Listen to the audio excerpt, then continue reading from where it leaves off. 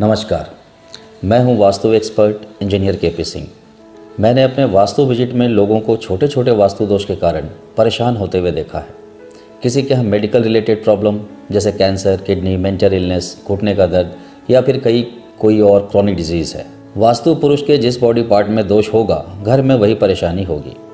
South west के defect की वजह से शादी या चाइल्ड बर्थ की प्रॉब्लम होती है, कहीं कैरियर, सेविंग, कैश फ्लो या बार बार बिजनेस में लॉस, और most important negative entry effect की वजह से लाइफ लॉस। वास्तुशास्त्र में पहले ही हमें एंट्रेंस के पॉजिटिव और नेगेटिव इफेक्ट्स के बारे में बता दिया गया है।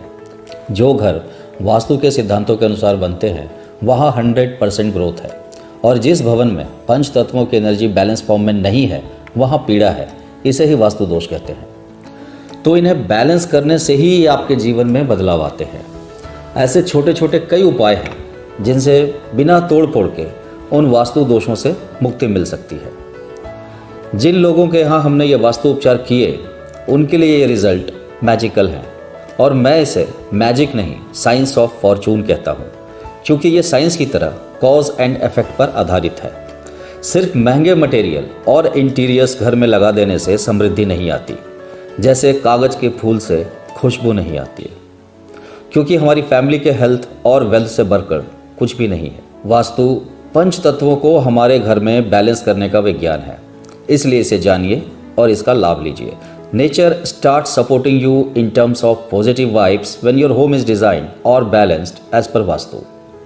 नया घर डिज़ाइन करते समय हम अपने एंट्रेंस की लोकेशन को वहाँ चुन सकते हैं जहाँ पॉजिटिव एनर्जी घर में आए, चाहे हमारे घर की फेसिंग कोई भी हो। बिल्डिंग के ऐसे डायमेंशन, लंबाई और चौड़ाई को चुन सकते हैं जिससे वहाँ रहने वालों के इनकम उनके एक्सपेंडिचर से ज़्यादा हो। ये कैलकुलेशन वास्तु की सहायता से ही आप जान सकते हैं। आइए हमारे सर्विसेज के बारे में जानते हैं। घर को वास्तु के अनुसार प्लान कीजिए, क्योंकि घर रोज़ रोज़ नहीं बनता।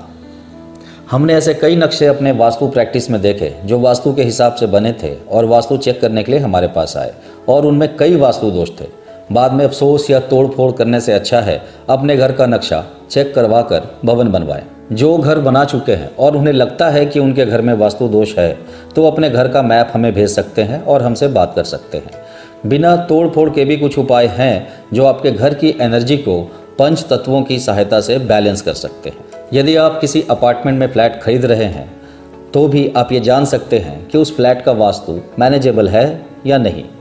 10 बाई 10 का कमरा से लेकर पार्लियामेंट तक वास्तु एप्लीकेबल है।